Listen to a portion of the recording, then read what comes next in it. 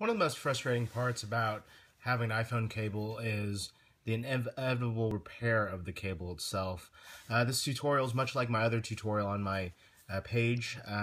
This is on how to put heat shrink to kind of repair this portion. So whenever you're working with your iPhone cable, your iPad cable, often this end ends up getting frayed. And the unfortunate part about these is these cables are about $20 for the genuine ones and around $10 for the knockoffs. So this lightning cable, I'm going to show you how to repair it essentially without a soldering iron. The things you'll need are things like this called heat shrink.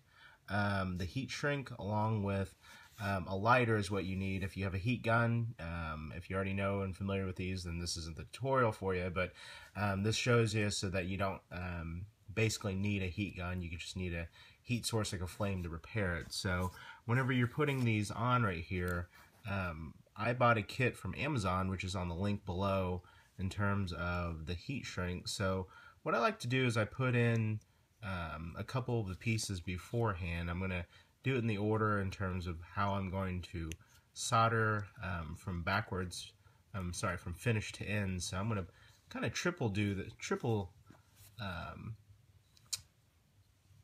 put each of these on, and I'm going to put 3 of them on at a time so that when I heat shrink one, I'm going to layer it. So with this first one, what you're wanting to do is put the heat shrink on, and you know, it's okay that it overlaps like this. I'm going to protect the main portion right here.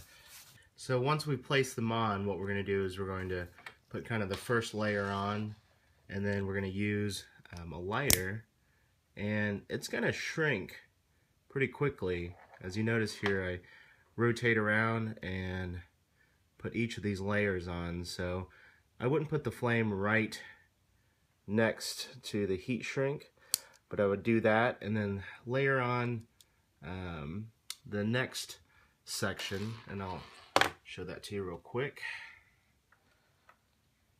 And since it's basically shrank, you're going to layer each of these and put the next layer on and kind of work the next layer onto this.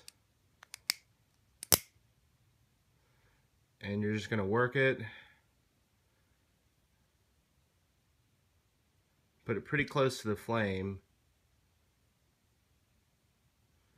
so that you're basically putting a protective barrier around this.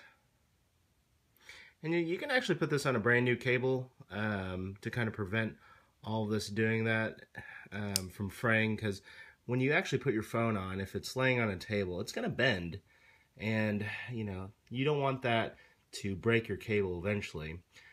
So putting these on will relieve the stress and put down the stress later down on the cable. So I hope this tutorial helps and that it helps fix your cable.